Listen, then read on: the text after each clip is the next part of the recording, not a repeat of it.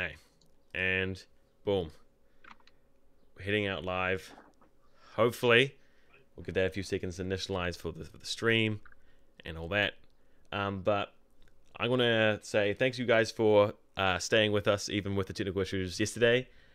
Hopefully there should be a resolve today, and we've got some awesome Viking stuff we want to go through. I've got a wonderful guest with me, Azor Ahype. You may have seen him a couple times on the channel as well. If you want to introduce some of the awesome things you do on your channel before we get started. Yeah, so I started off in pretty much the same community as King McKay, which is the Song of Ice and Fire and Game of Thrones community. I have a main channel called Azor Ahype, where I talk about all sorts of amazing, the Game of Thrones books, the show. I do reviews, breakdowns, collaborations with other content creators, and that's how me and King McKay met. We actually met at Con of Thrones last year, which is really cool.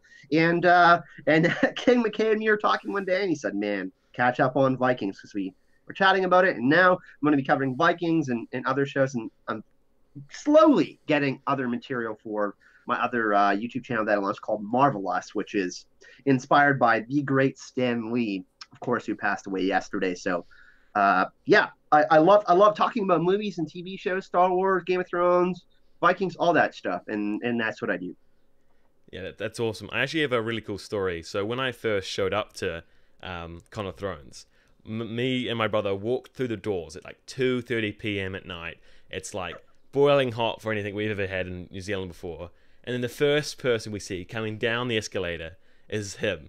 And he just like sees our Game of Thrones t-shirts, comes like, "Oh, hey, you're here for the con." And then I'm like, "Wait, are you Azor Ahype?" He's like, "Wait, who are you?" I'm like, "I'm King McKay." It was the craziest meeting. I gave him a big hug. I was like, "Hey, dude."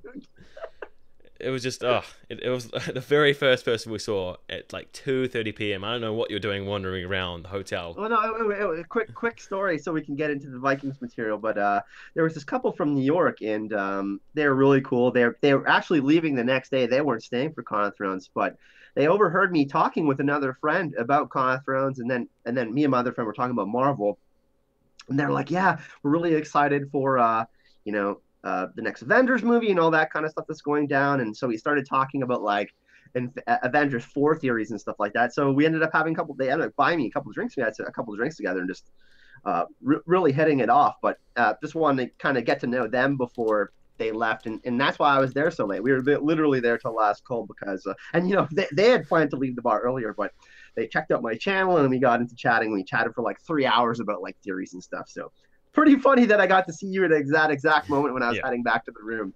That wouldn't have happened if I wouldn't have stayed talking about nerdy things like Vikings and Game of Thrones. All right. So we're going to start off with we're going through something I've covered in one of my videos on my channel already, but I want to hear Azor Ahype's wonderful views on it. Ivor will descend. We'll play the first 10 seconds, and then we'll play the whole thing through first.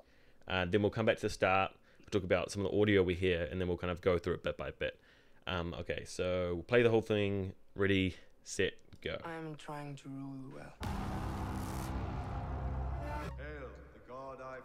I'm trying to rule for the benefit of So our people. there's a slight delay, so I won't get to see it until The strangers, not the outsiders. it pops up right on screen here. Which one are we looking at? Is it the Ivor, will the descend. Bjorn? Yeah, I mean, here's the thing But still you hate with me. Ivor. What's going on? Is it playing yet? I can't see it. Yeah, it's okay. November 28th at 9 on History. He's got all of his crazy face paint on, obviously, and then there's people looking onwardly and looking crazily at Ivar. It looks like is he taking that girl for his wife? Ooh. Yeah. It's definitely like one of the main things I hear is in the audio when he says he's going to look after them and not the outsiders.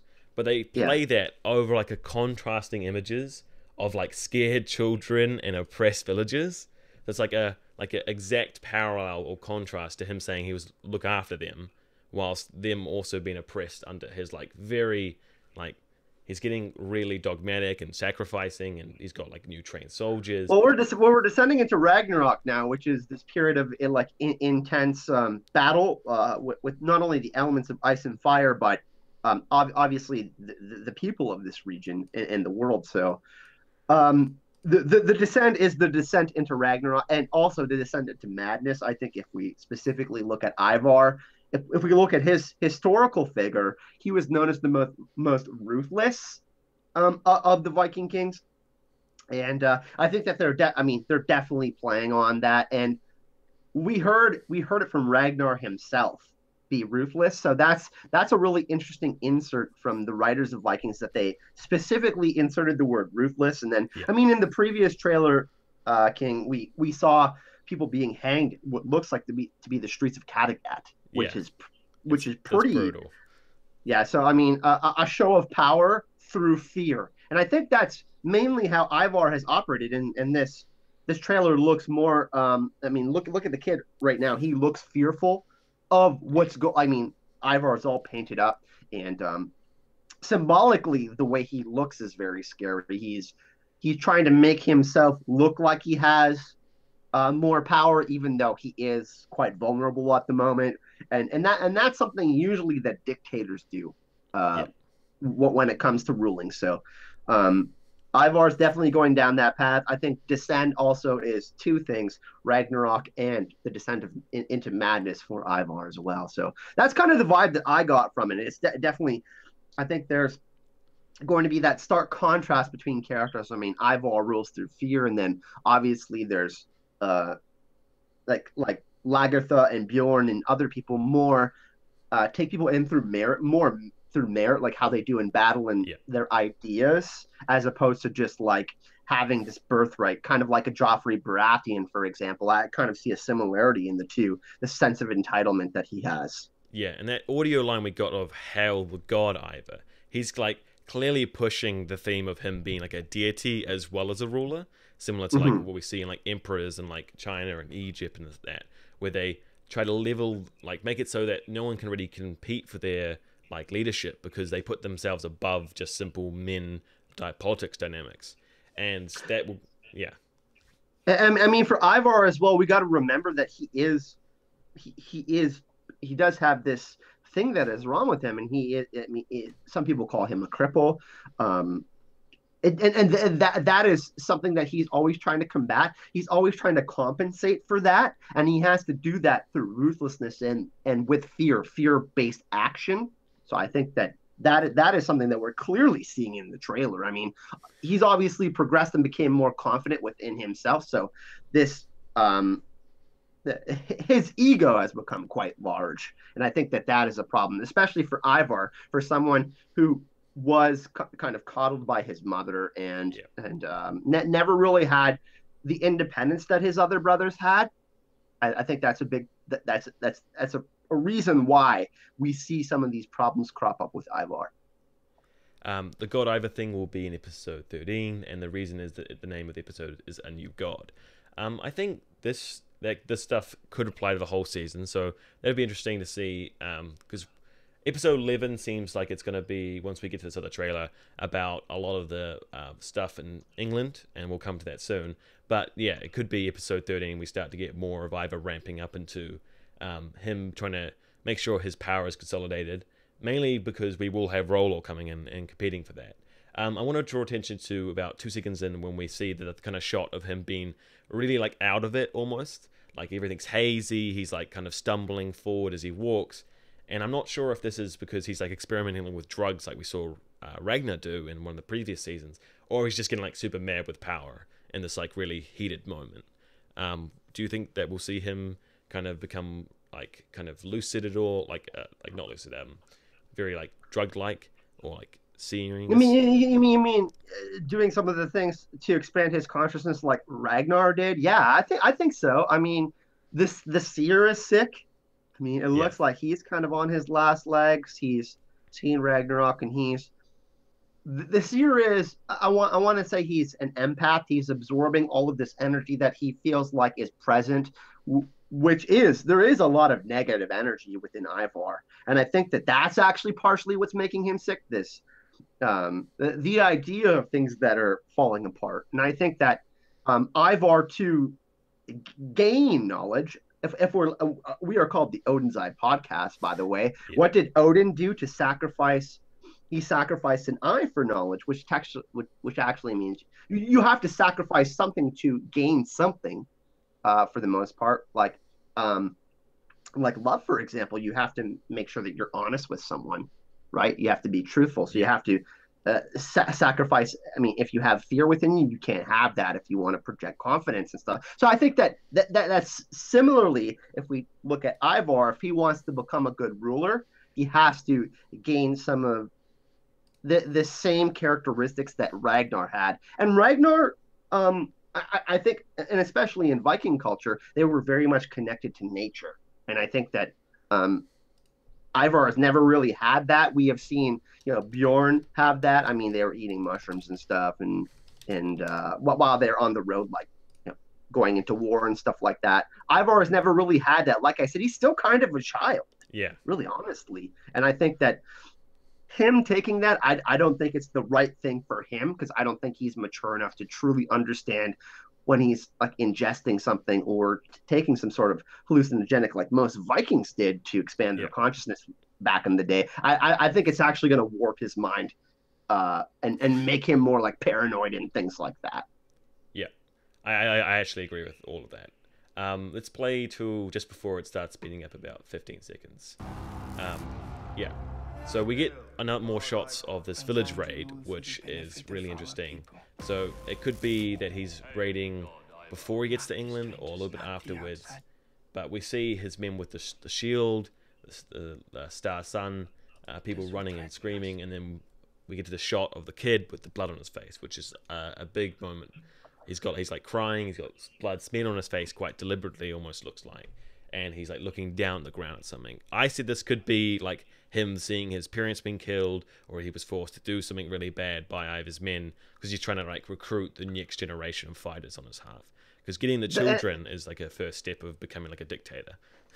And what's really interesting too is we haven't really focused too much on children. I mean, we've got young Alfred, and now it's kind of very much a focus in England, like grooming him to be more Athelstan-like. Sending him on this pilgrimage so he can learn more about the Christian Catholic message, the religion. But we haven't really seen a lot of that within the Viking culture and Ragnar's culture. So that is something that's interesting. We see this like kind of next generation coming through.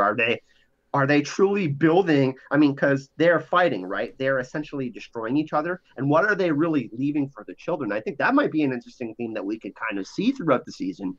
All of these bad things are happening, but are they truly thinking about the legacy of their culture? Yeah. Like, is that something that is consciously happening in their minds? Because they're so distracted by all the battle and the infighting in their family and stuff like that. So it's really interesting, this kind of symbolism they're putting in the trailer. I mean, we don't know who these kids are exactly. Yeah. It could be. I mean, we could get some flashbacks too, which could be interesting. I mean, especially to Ivar, some of the things that he's experienced, perhaps. Because we skipped most of the childhood of Uber and Sigurd and all that. Where we did get a decent amount from Bjorn, and we got to see how the Vikings introduced the youth into the world of the Viking world and law and order, from a few episodes in the beginning of the first season, which I actually really enjoyed. Like when he went to the village the first time and he had to get his bones for the Carl, when he had to see the guy get executed. All of that was like a really good learning moment because we, the viewers, didn't know much about the world either. And so we're getting exposed to it like a child would get to expose to it. And that was, like, I feel like a really good thing that we have missed for a lot of seasons now because everything was kind of matured. So now if we get to see Ivar's reign through the view of a child, that could also give us like another perspective on it, which I thought would be pretty cool. Well, one thing that is also interesting, the person who is most likened to Ragnar is Ubba. And the symbolism that we got, he had like when he was in the fighting, he had his one eye open. It was clearly very, very blue. So that was kind of interesting. This Odin symbolism we are seeing throughout different characters. And that seemed more like an ice vibe, like because there was so much death around him and stuff. But Ivar is like pure fire, right? He's just like consumed by this rage. So that's interesting. And the fire in his eyes, and then they start focusing on both of the eyes, but also like one of his eyes. So I mean that's kind of interesting too. Yeah. Let's play through this little montage bit, and then we'll move to the next part. Descend into darkness. Oh, just him screaming with that makeup is in the very last shot kind of there is they clearly went all out for like the costume design for that scene, because we've seen that scene a few times now, and every single time I'm blown away by how well it looks. We've got one thing I want to point out too is like me and you have been so spoiled by Game of Thrones, the cinematography and everything, but Vikings is right up there too. It's like the cinematography, the lighting in each shot too. Like, oh my goodness, that's part of the reason why I love the show so much, and the trailers especially. Yeah, and like as you said, that there's that very very last shot of the eye with the fire literally sparking in it. It's like just great symbolism. They've truly gone all out for production this season, because they've got a bigger budget, bigger viewership, and so hopefully that means. Well, actually, it is one eye, so they do focus on one eye. It was two eyes in the beginning, but then they focus on the one eye, which would be kind of the parallel to what we would normally. I mean, what we saw with Uba, which was the one eye when he was in battle, which was blue. So I think they're going to be in opposition, Uba and Ivar. Yeah, ice and fire. Oh, sounds like a story we know. Hey, so let's go across to the Reservation trailer, which is quite new. It's mainly based around just episode 1. It's got some interesting stuff. We'll play through to about 10 seconds, which will give us some stuff about Floki. On the next Vikings. All hail, new king! I would give my life for you if you asked me to. If this is the land of the gods, where have they gone? Alright, so we see Avon kind of in front of the crowd in Iceland again, saying like, where have the gods gone, if this is the land of the gods. So that conflict has kind of picked up a lot more. And we saw in one of the previous promos that he was getting dragged, like beaten up in front of Floki. So clearly there's more and more violence escalating there, which was something we both predicted already and happened in Iceland. Where do you think the future of that was going? Like, do you think it is going to go to Greenland like I hope it does, or going back to Kattegat? Me and you have talked about this a little bit with the death of the seer perhaps happening. Floki would, I think, be the perfect person to kind of replace him. But it is interesting because they have said that this Iceland plotline is going to have a really big payoff. So we are going to have to get something in this second half or this next season from Iceland. And for me, I mean, right here, it looks like Floki he looks ready for a long journey. So maybe he's leaving and they're staying. I don't know. There seems to be, I mean, there's definitely a conflict there. Obviously with all that's happened, a young man dying, that is not good. There really isn't resources there like there would be in other Viking land, and that's something that they've been doing steadily throughout the seasons. I mean, Ragnar made the agreement with King Egbert to get land so they could farm, right? And Floki had this same idea, thinking that this is the land of the gods. So, very, very, very interesting to see Floki kind of leaving here. I mean, I don't know. Is he getting exiled? Is he making some sort of agreement because he putting all the mistakes on himself and he is leaving on his own merit? That's kind of really interesting to see what's going on right here. I can't really tell. Yeah, because I got tons of comments, people saying that they think that Ivar's going to kill the seer, which is either he's going to die or Ivar kills him and someone to sacrifice, which is highly likely. And if he was to get someone to replace the seer, Floki is someone he really trusts. So it wouldn't be beyond me to actually if Floki came back, to him quite easily step into that role, because Ivar likes him, trusts him, and if anyone was to give like very pro Ivar spiritual advice, it would be Floki, because they had that relationship for such a long time.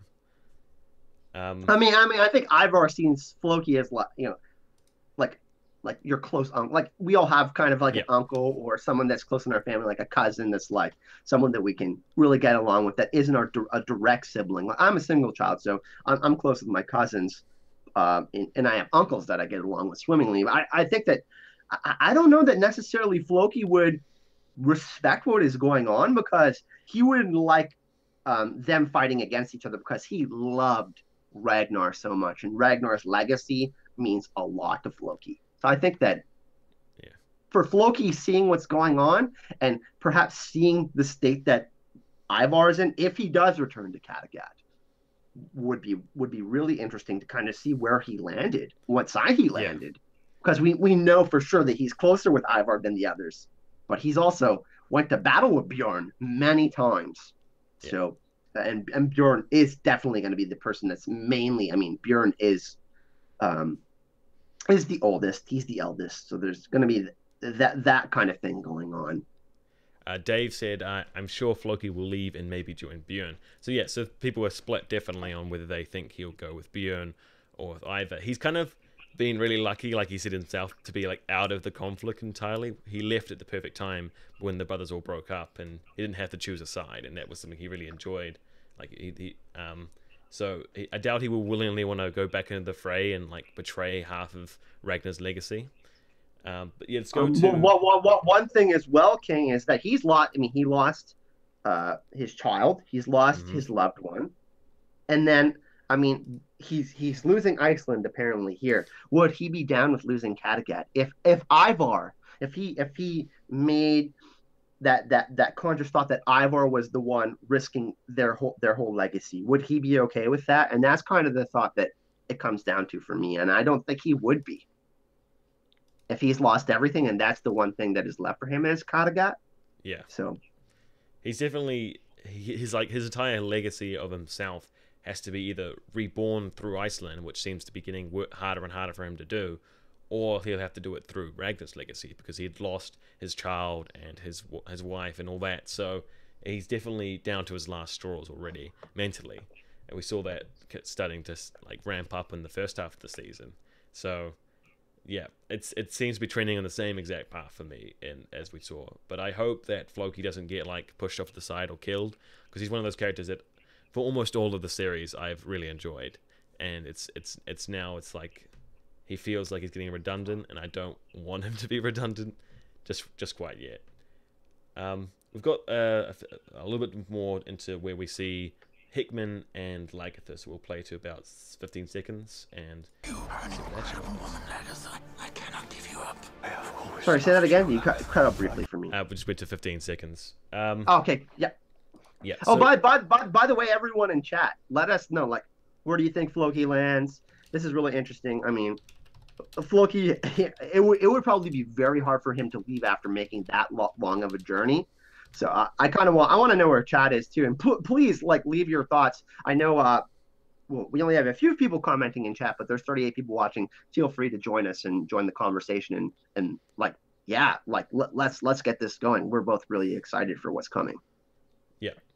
So we saw that Lagertha is still with Hickman well into like this episode, and that she meets Rollos.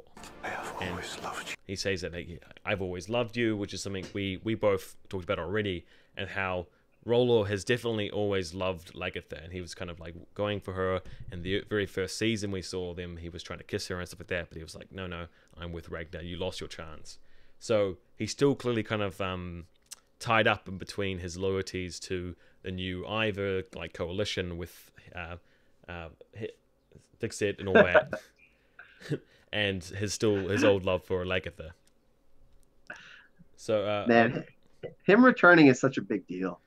Yeah, it's like in the history, it was such a cool. There's so much that goes around it, like because he built up such a big, important part of the Viking history with Normandy, and then he comes back and he reverts from his Christian heritage and he adds to the Viking world. He's a really important player in what's going to happen this season, especially with all the fighting and whether Ivar's going to still stay in power.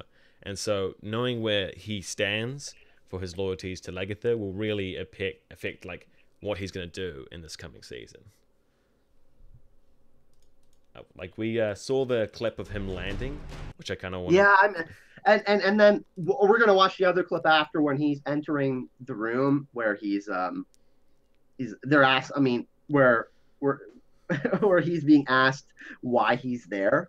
Yeah, and I mean, come on, how many times has he changed his mind or really had some sort of had his own plan, which wasn't with that of the collective Viking culture, right? I mean, look at what he accomplished. I mean, and throughout history too. For those of you that don't know, Rollo was much more famous than Ragnar was. Yeah.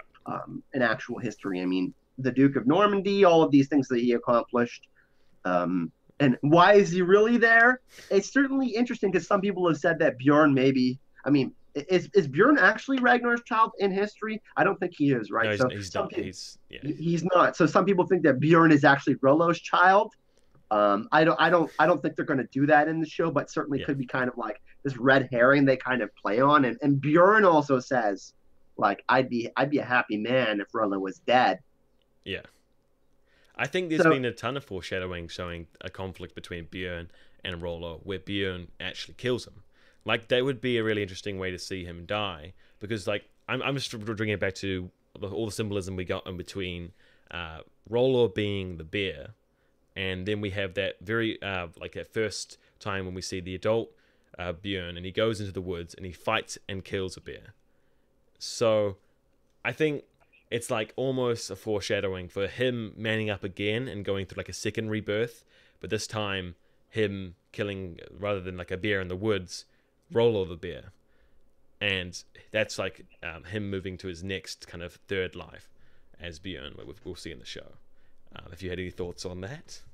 yeah, I'm really interesting for those of you that have researched the hero's journey and all the beginning, the middle, and end. We all have a beginning, middle, and end to our stories and lives. This is certainly, like you said, kind of like his third time back. Really coming back to the Viking culture this time, obviously. And I mean, the last big event, he fought. I mean, Ragnar lost in France to Rollo. Mm-hmm. That was huge. They're not going to forget that. And Ragnar is gone now. Even though Ragnar lost a lot of respect within his culture, he still accomplished so much for them. He was really the one who kind of broadened the horizons, at least in the show. And I mean, Bjorn loved his father despite his failings. They were very close. I mean, they were side by side in battle. I mean, that is something that is incredibly rare to be shared within a Viking life. So I mean, I think it's really interesting. Is it really going to go down? Like, does he want? Is it possible that he wants Kattegat? I don't know how he accomplishes that. Certainly, he has the army to do that. You can't just walk in there and do that. It would just be even more chaos. But maybe that's what they're going for this season. There's actual chaos everywhere. So I'm actually kind of quite puzzled on what they're going to do with Rollo this season, man. There's always some sort of fastball that they throw us. I shouldn't say fastball, curveball that they throw us with Rollo, and it's going to be It's going to happen all of a sudden. It's going to be like, oh, I should have thought of that. But I don't know, man. Lagertha, she's a strong woman. In history, she died of old age. I don't think they're going to kill her off necessarily, but Rollo will try, but I think he will fail with Lagertha. Yeah. We see Omar. He's like, I hope Bjorn doesn't kill Rollo. I want Rollo to die killing Christians so he can get into Valhalla. That would be a really cool redemption arc for Rollo, because he'll make him like that full circle of a hero's journey, going through his like quest and rising, overcoming challenges, becoming like more famous than his brother by far, and then coming all the way around again back to his Viking roots as just a brutal like warrior. And like him going to Valhalla and him like redeeming himself in the Viking world is the kind of story arc that I would want to like close out his chapter. But again, a curveball, throwing in Bjorn, killing him, or something else like that would not be on it. Like wouldn't surprise me hugely for the show, because they definitely want to keep everything he's going to be doing this season close to their chest. Like, they've released quite a bit, but it's all very early on him arriving, and he's kind of very secretive. Like, what am I doing here? Well, he's got a plan, and he's just not telling anyone yet. We've got Premium Media, which is actually the person whose clips we're watching right now. Welcome, Premium Media. And welcome everyone in chat, and welcome Premium. If you guys have any thoughts on Bjorn, Rollo, how that's going to play out, make sure to tell me in the chat as well. But we'll move on to a few more extra clips into the England side, which is really where this. Oh yeah, that's what we're most excited about too. Like, I'm really excited for the story of Alfred. Yeah, this looks really good. I'll play this real quick, and then we can talk about it. Happy man. A new army of Danish Vikings have sailed upriver. And may God help us. Okay, so new army of Danish Vikings have sailed upriver, and this is the conflict in episode 11 for Alfred. Your thoughts? unless you haven't seen it yet. I'm trying to see it. We got like a 10 to 15 second delay. So for me, when I saw this first off, I see this as like the early test for Alfred, where it's these Vikings are people we haven't seen before, we don't know the names of yet. They could be famous Vikings that are introduced more, but I see them more as like a precursor to test the abilities and alliance between Lagertha, Uber, Björn and stuff with Alfred, and to test the relationship he has with his brother Aethelred. These people right here, you think that they are on Bjorn and Lagertha's side? No, I think they're going to be testing them. So they're going to be new raiders that no one really like knows that well from the Viking world. They're going to fight and try raid in England, but Lagertha will be recruited with Uber and Björn to try and prove themselves to fight against them, and that will be like the first kind of like hard like fight that Alfred has to do to throw them out of the country. This is before Ivar even comes in at all to kind of test his rule. And so we're going to see like his strategies, him playing it out, and that relationship get built on this kind of like small precursor invasion from other Vikings. So we're both on the same page that we think that Lagertha, Bjorn, and all of them, they kind of take off and they get captured by Alfred and them, because in the original trailer, Ube, Torvi, Lagertha and Bjorn are all in court. Look, what seems to be like in court with Alfred, and Alfred speaking to them, and they are in chains. So we think that happens like within the first couple episodes, maybe in the first episode or second episode. Yeah, I would say first episode, very very quickly we see them get caught and brought in front of that. I don't see them kind of drawing out that too much. Like first episode, they'll land. Hickman will kind of talk with them a bit, move them into England, and he'll introduce them to Alfred. And then they'll get brought up in chains. And then it'll just be how well they can convince, because Hickman can only do so much to try and protect them. Even though he does love Lagertha, it'll be up to them to prove that they can actually be an asset that Alfred can use in these wars to come. Because he'll need it. Definitely a lot. There was a shot of Aethelred, I think, or Alfred screaming. He's like just really come out of like battle. He's like got blood and mud on his face. What do you think that's for? Well, we had an interesting chat yesterday. We were trying to get the stream going. We were talking about Aethelred and how Judith, she kind of subverted everything and kind of gave a clear path to Alfred becoming king. Yeah, and we talked about the fact that Aethelred actually fought with the men and his father during the siege of York. Right, he was there, and I mean he got injured.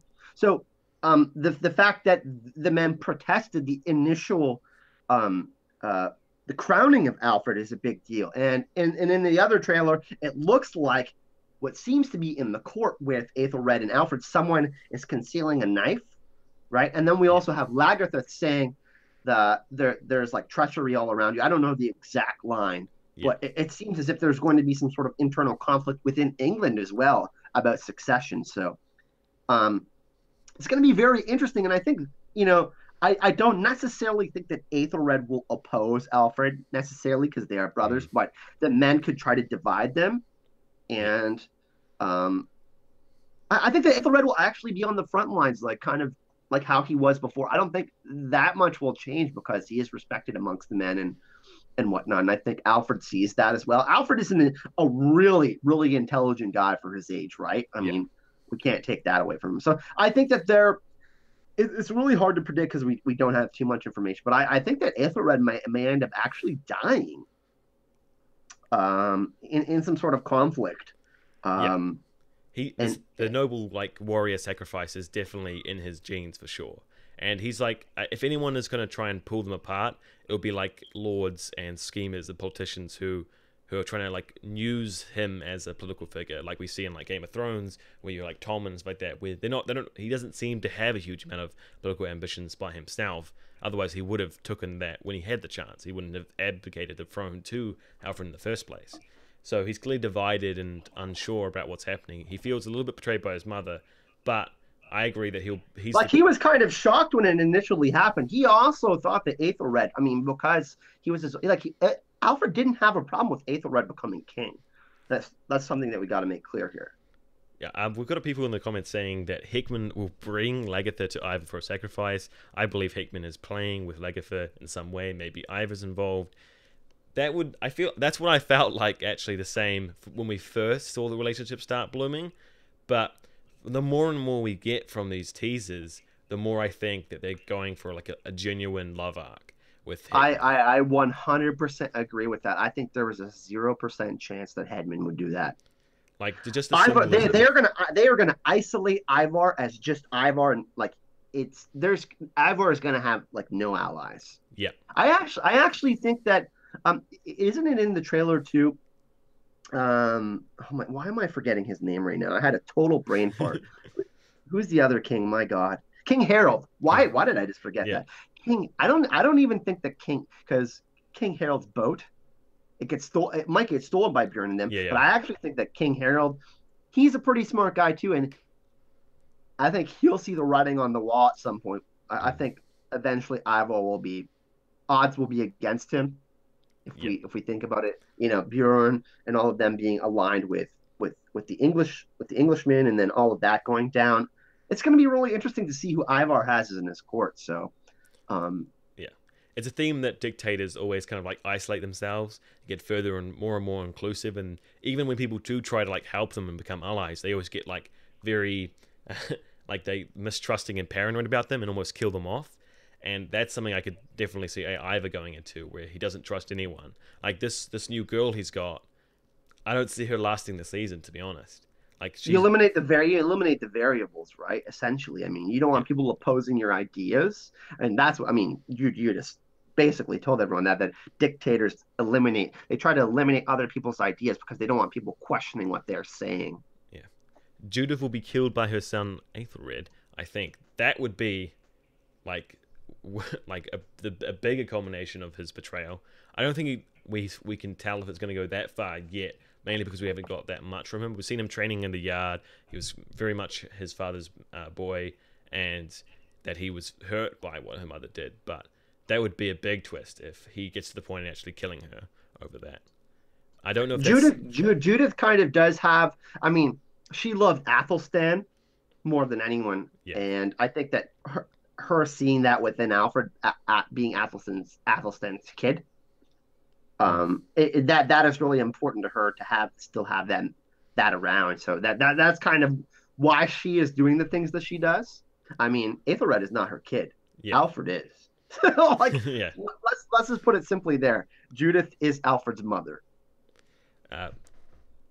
Harold sides with Björn and Vixit against Ivor. There's a shot of him wearing the same war paint as Vixit.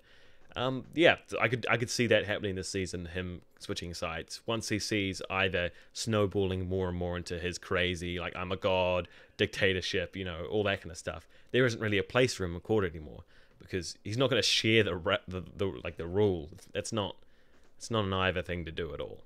So, yeah, if we see him kind of getting closer and closer to Björn and that side, wouldn't surprise me at all. He in history, King Harold actually does become king of all of Norway. So it will be interesting how they do it in the show, because Björn goes off to Russia, I believe, after he goes to the Mediterranean within his history. So I don't know how closely they're going to be adapting all of that. And then I believe Ivar goes to Scotland. He fights in Scotland, correct? Yeah. Ireland, right? Doesn't he go across no, not Scotland. Sorry, I might be Ireland. My bad. Ireland. Yeah, he goes across to Ireland. So I think that there's going to be this major battle, and then people kind of go their separate ways again, because everything is kind of being contracted inward. Everything is kind of falling onto each other, and everybody's coming back, and there's this big convergence of people. Because generally, that's partially the reason why I think Floki will be coming back too, because everybody's kind of coming together for this Ragnarok type of event, this big battle. But certainly, I'm personally really excited that they're actually expanding the English plotline again, because I really enjoyed King Egbert and in that point of view, what we got to look into the English style of ruling and that type of history as well.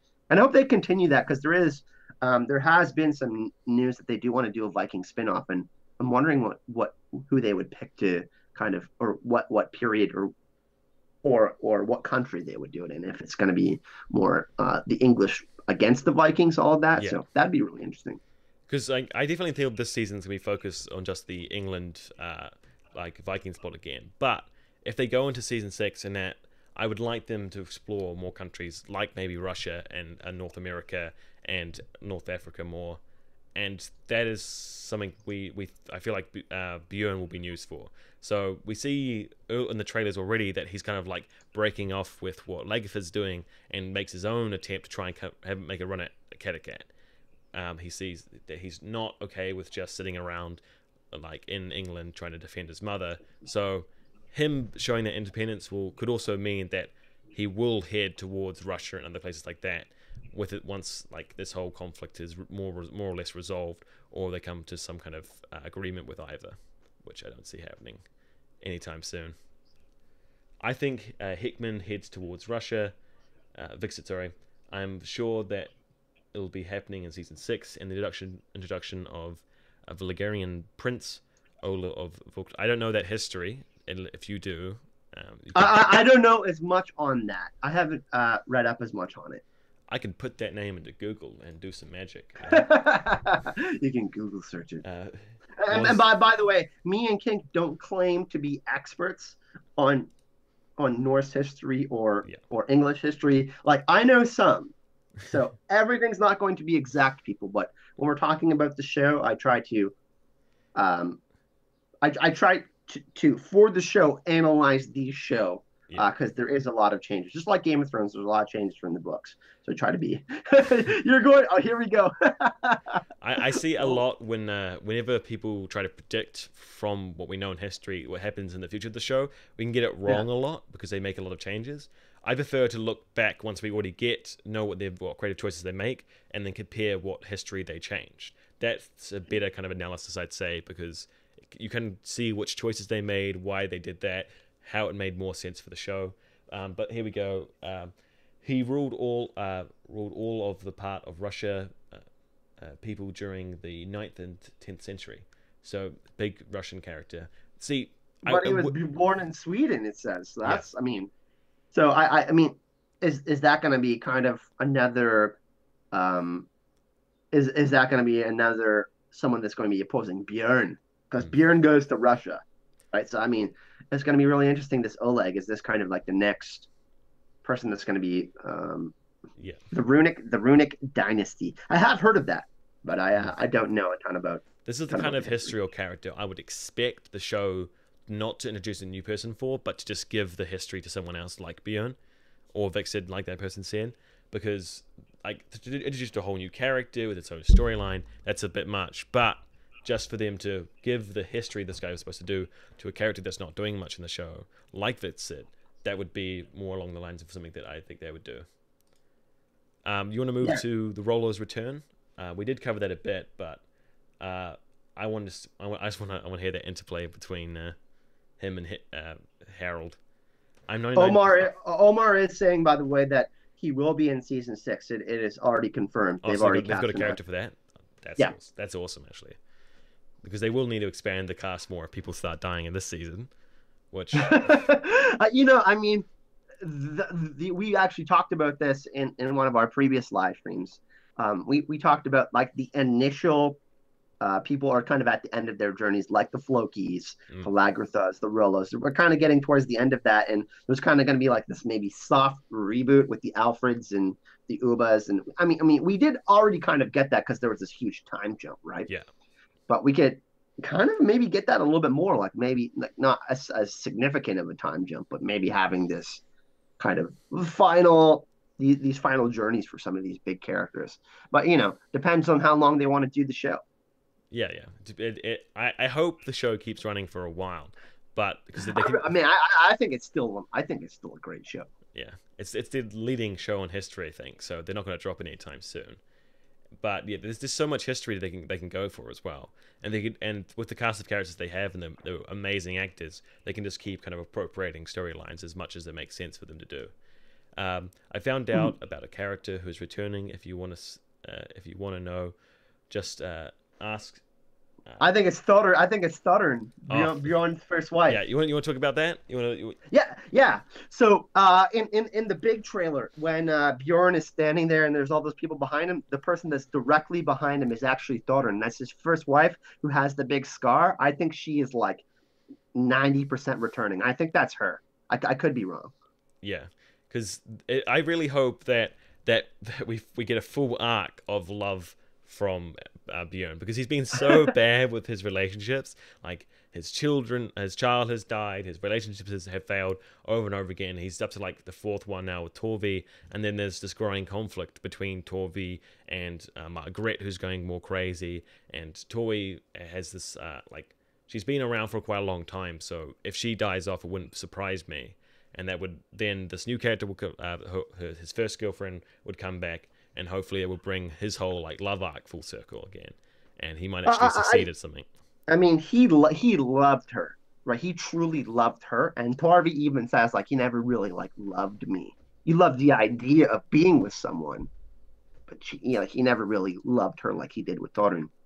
Yeah, like that was. We have top shelf fandom. Justin. He also talks about Vikings. If you guys want to check out more Vikings content, he did a cast. He's been talking about the upcoming Viking season. Go check him out as well.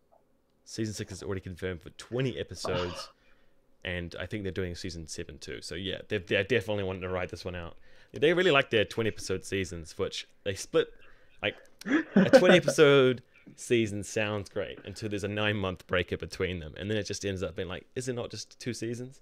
But at least it's not a Game of Thrones giving you waiting for a whole year and some. Richie, we're gonna say no about spoiling anything in the chat, if that's okay with you, man. Just so it doesn't spoil anyone else. If you want to contact me at King privately or whatever, I'm cool with that. But just not for the chat, because I think most of us want to watch it organically and kind of just find out ourselves. Yeah. Our Twitters are both linked below, and our YouTube channels like that, so you can see that to us there. We will be doing more of these, King, right? I mean, yeah. So both on my channel and yours, so they should subscribe to both of our channels if they want to get the full Vikings package and everything. Shameless plug. Yeah, shameless plug.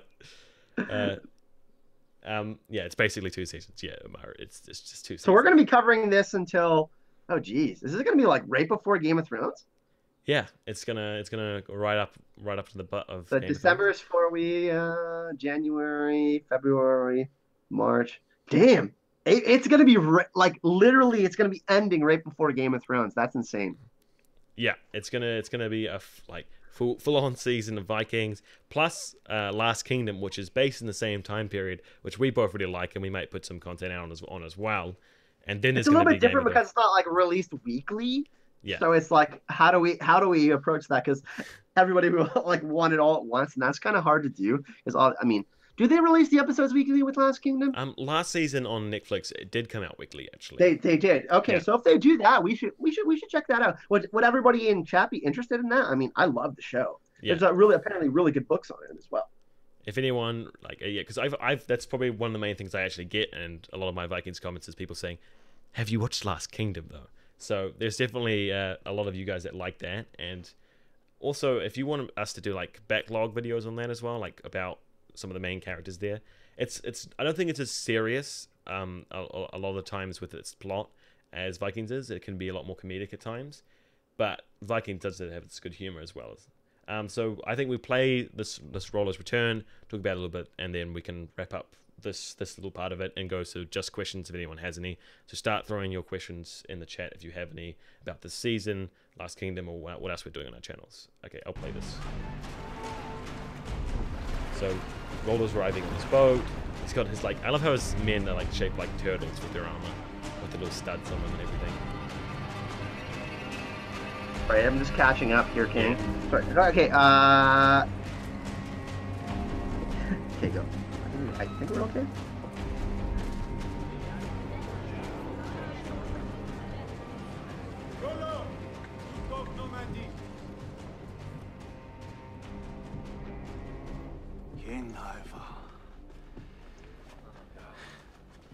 There, okay. Ooh, Rollo. Yeah. He's got that beard. Your Highness. Looking dapper. Welcome back to Kattegat. I like his I'd like outfit. to thank you for supporting our cause and help us gain. Yeah, so this is the scene that we were talking about where Kattegat is an important trading station. welcome back, Rollo. I have every reason to desire to make an alliance with it. And So this I must be like the very, very persuaded first episode because you Svitserk and is still King there. Harald together would overcome the forces of Lagatha beyond Nanube. But may I ask, why are you here now in person? Because I miss you. So basically, Ivar here for you guys can't hear it. He's basically just welcoming Rollo back.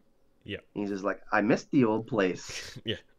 And King Harold's like, why are you back here? he's like, well, he's like King Harold. King Harold really knows what's up. Ivar is like, oh well, thank you for graciously helping us with your soldiers. And Rollo's like, yeah. But you can, you see, King Harold knows what's going on.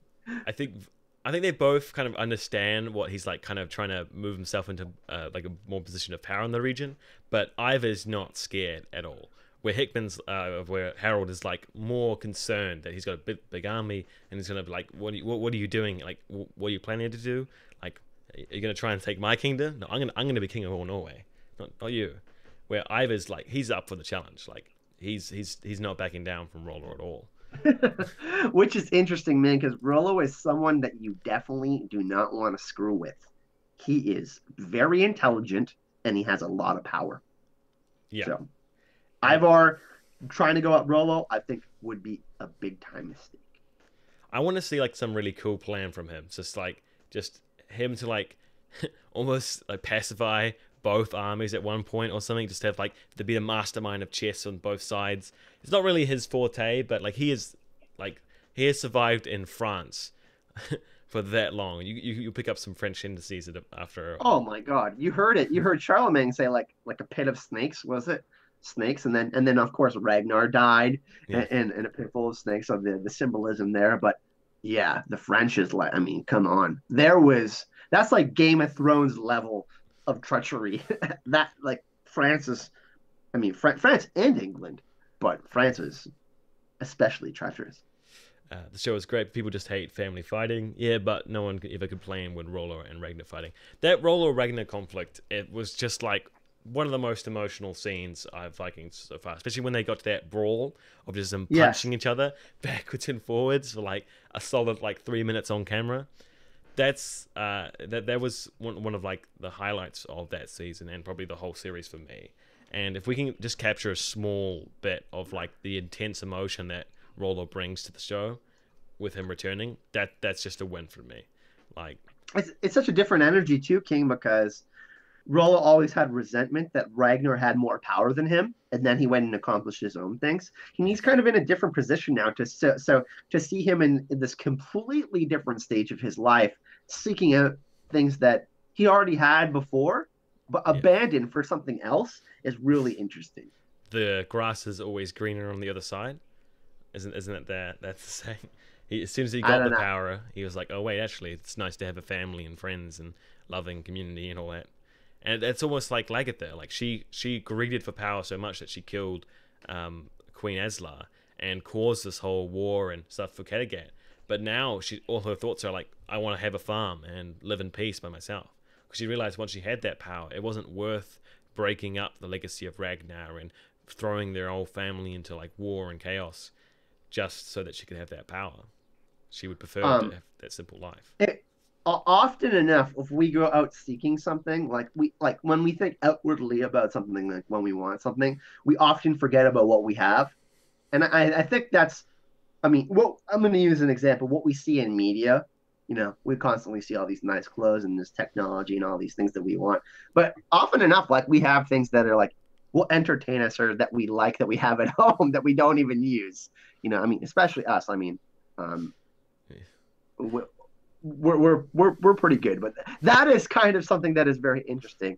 I mean, Rollo having had these things, now thinking back, he's like, but how does he get that back with all the things that he's done, right? I mean, that's going to be the interesting thing that happens. Like, the Viking world won't forgive him, like, for being a Christian and ruling a Christian army in like a Christian land. he's never going to directly rule like lands in Kattegat or whatever ever again, but he can do it indirectly through some of the characters we know. You've seen what happened with Game of Thrones. People complain about Jon dying so much, and they raised him from dead, and then everyone started hating him again. At least Vikings doesn't. Vikings sticks to it. But that whole Jon Snow dying thing was just so foreshadowed. He was going to come back. Like everyone saw that, right? They all saw the same video. He thought that he was in Ragnar's shadow, but then he realized that there was no light without him. Ooh, that's good. I like that. I'm glad he's back. Needs to grow out his hair though. Yeah, he needs that beautiful mane he had at one point. That big ass. Dude, he's got a mane not only on his head but on his chin. Look at that beard. He's got two manes. It's a glorious beard. I actually really like the costume design for the French troops. They've really stepped up all the stylization with Ivor, with Rollos troops, and with him, even with Alfred and stuff. They've really stepped to their own costume designs. I really everyone was saying how like they improved the helmets for the Vikings. They had like the proper like stylized ones with the Ivor's troops, and like this French like shield and the design of it. I still think they look like turtles, which is interesting. It's kind of like reminds me of the Ragnar people and from A Song of Ice and Fire. Yes. Hello everyone. Finally, I guess I'm late. We are wrapping it up a little bit here, but we will be doing more content as we were saying before. If you have any other questions, it's only 2 weeks away. It's only 2 weeks. It's so away. close. Like it's going to be a ripping season. We're going to be doing videos throughout all the season plus the lead up to it. Hopefully, if any more like trailers drop and stuff like that. I do think that Premium Media did release a preview for the second episode of Vikings, but I don't want to cover that quite yet because I almost want to wait for the proper season to start before we're looking too far into the season, because it gets a little bit too spoily for even people like us who love all of that gritty things.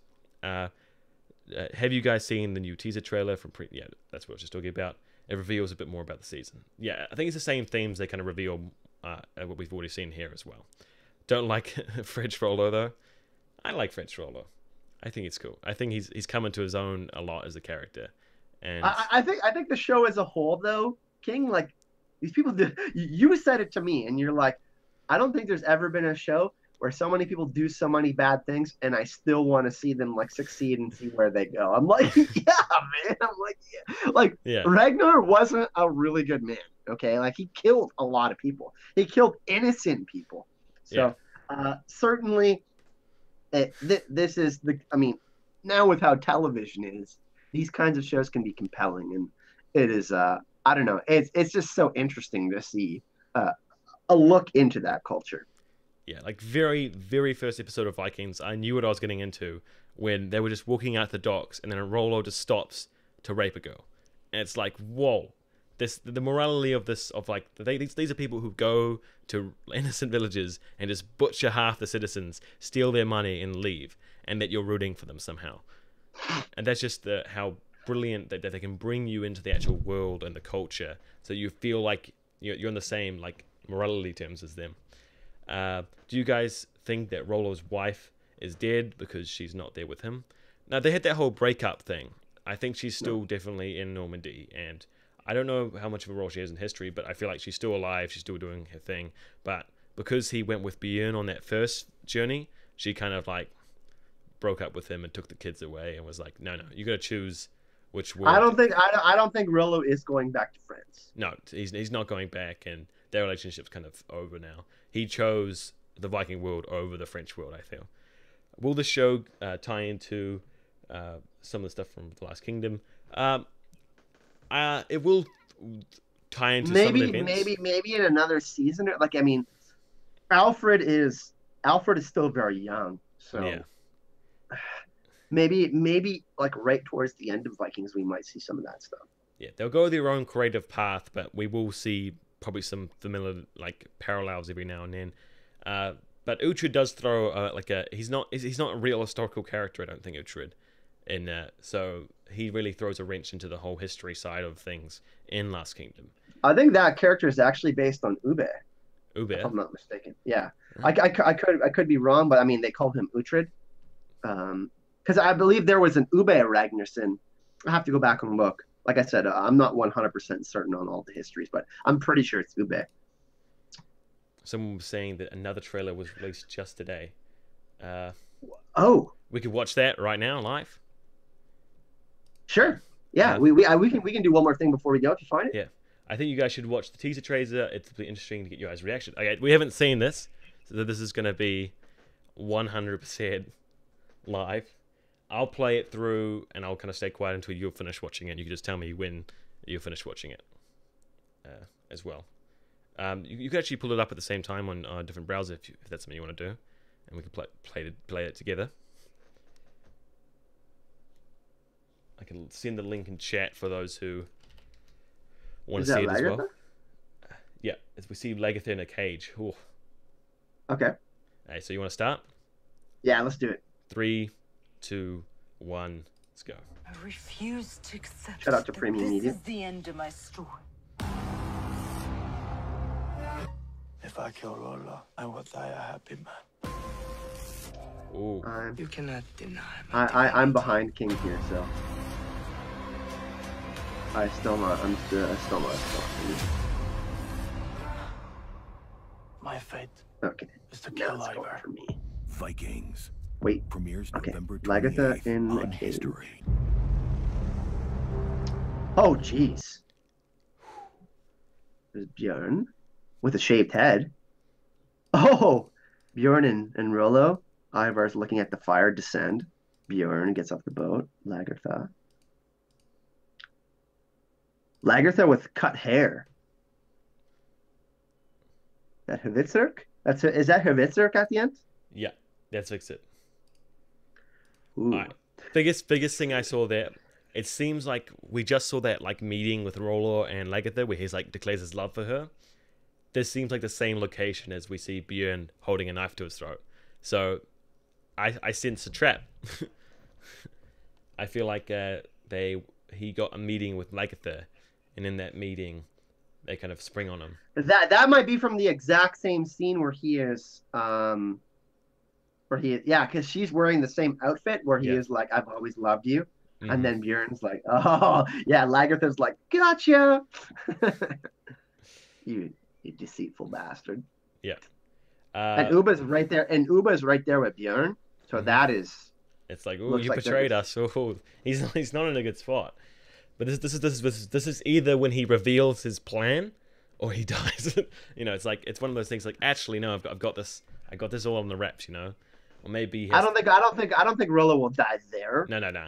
He won't die there. But that would be a really cool confrontation right there. Then the first serious shot when we see Lagertha hair cut in a cage, that's not looking good for her at all.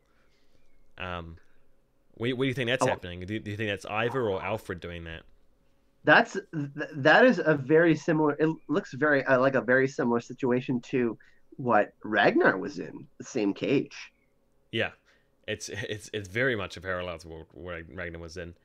We did hear the whole like in the very beginning trailer we got. It was like Ivar saying they've got a sacrifice coming. Lagertha, he says the name. I don't know if that was cut. I thought that was just cut together to try and throw us off. But it's possible that she does get captured, like well into the season, and there will be like a rescue mission to try and get her out or something. But that would be this scene specifically is so similar to. I mean that might actually be the same cage.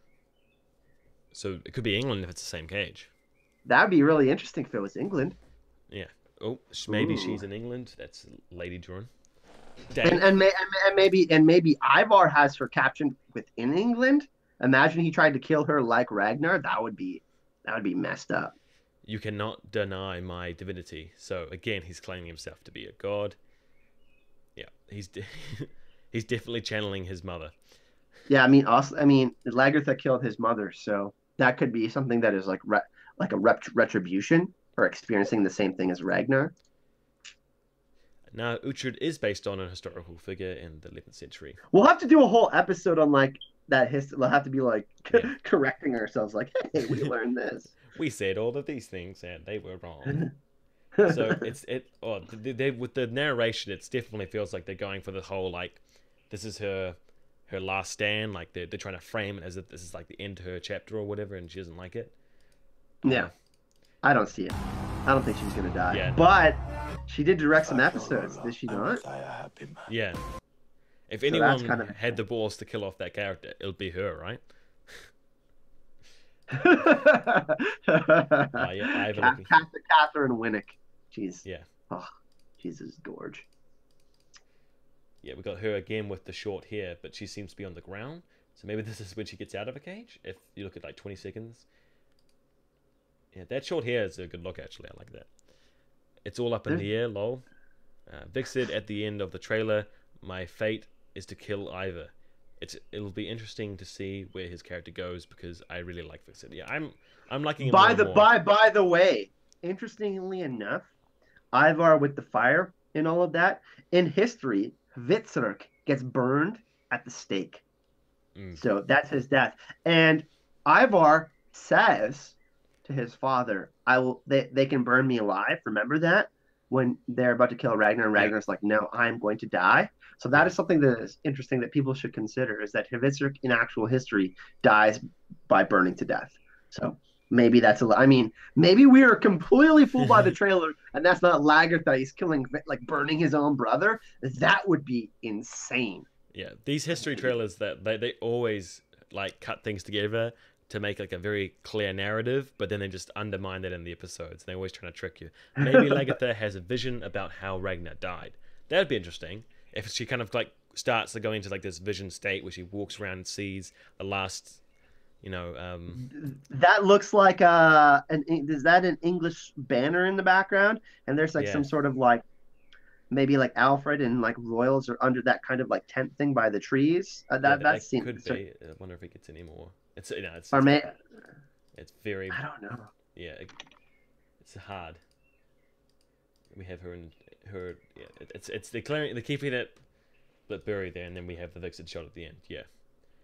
I think Vitsid is another wild card that I really want to see them, like, he has a lot of potential and both in his history and as a character to be someone really influential in the season. And if they don't make him do something awesome, I'm going to be so let down. But I could see. By the way, Richie Santiago says, I think he burns Margaret. I had an interesting theory we proposed during one of our other podcasts, which I said they could do a switch with Lagertha where Bjorn and like Uba switch out Lagertha with Margaret or something like that. So he like sees blonde hair and then he thinks it's her, and then like later on they get word that Lagertha is still alive, and then like super angers at Ivar, and there's all like this kind of like domino effect that happens. Because as she's got more crazy, her hair is actually widened as well. If we see her, some of the shots we've seen of her in the trailer as well. So she could really definitely pass for her. Now, Vixit is dying in part B. I'm sure he's heading towards... No, he isn't dying. But heading towards Russia in Season 6. That would be cool. I want to see him to go to Russia to explore a new area. Like, he feels like he's so out of place in the current dynamic. And he's definitely... But they've done this with characters, though, man, where they've developed them and they just kick them away. Just like, and then they throw an axe at him. God, yeah. Damn. It's like, oh, no. Yeah, I think he burns Margaret. Yep, you've got supporters on the Margaret burning. I'm a supporter on the Margaret burning, if you want to. I remember in one of my reviews, I sarcastically talked about how one of the best scenes in the episode was the Margaret scene, and someone took me very literally in the comments. It was interesting. Like, what are you talking about? Margaret's such a bitch of a character. I'm like, yes. My sarcasm wasn't strong enough, clearly. By the way, before we go, I know everyone in chat, most of us have been touched by Stan Lee. Stan Lee was my hero. So we're going to be doing a live stream on my channel tonight for anyone that is interested in the chat. It's going to be a celebration of Stan Lee's life. I have a few awesome guests, and you guys are welcome to come hang out. And we're going to have the media relations director from DragonCon, Dan Carroll, join us. He knew Stan Lee and got him to come to DragonCon, which is a huge accomplishment. So Dan Carroll, me, my friend Gemma, Secrets of the Citadel, my friend J.R. Rowley, and maybe Phil the Issues guy, who's also another content creator. He's not sure if he can get off work early enough or not, but we're going to be talking about Stan Lee later. Sorry to kind of divert from the amazing Vikings talk we just had, but I felt it was appropriate that we need to talk about Stan Lee's life. Yeah, everyone go over there. He was such a big character, like influence on like almost everyone of my generation's and your generation's lives. It was just It's and we won't get any more cameos of him in the Marvel movies. It's my favorite part in the Marvel movies. Everyone's like, "Oh, it's Stan Lee." It's like, no, oh. he's actually filmed. He filmed his Avengers 4 cameo, and he's filmed the one for Spider-Man. He's Captain Marvel. He's in like at least 5 or 6 more cameos. Good. So we'll have a few more. We're gonna see him, but it's gonna be sad when we see him. Oh, yeah, it's gonna be like, oh no, oh Stan Lee. Yeah. But it's better to remember, and than it is to not. Yeah. So that's our Vikings discussion for today.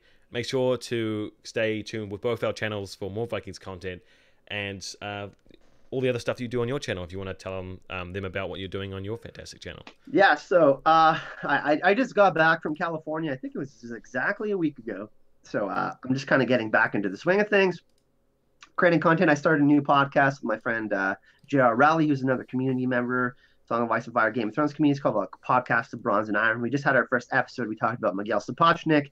I'm starting a new What If series, speculating on my favorite characters. What if, Sandor Clegane gets a Valyrian Steel Blade, all these sort of different things. And of course, Vikings content. Me and King will be teaming up during the season and doing, I believe we said 2 videos a week or something like that, and then we'll be kind of shouting each other out, trying to get the Vikings community to come together. So that'll be really cool. Really excited to talk about Vikings. It's in my top 5 favorite shows for sure. So that's kind of what's going on with my channel. You can find me at Azor Ahype on all social media, Twitter, Facebook, and Instagram, and of course on YouTube. Thanks for having me, King. Thanks a lot for being here, and definitely check out everything. I've put all those links in the description of this live stream.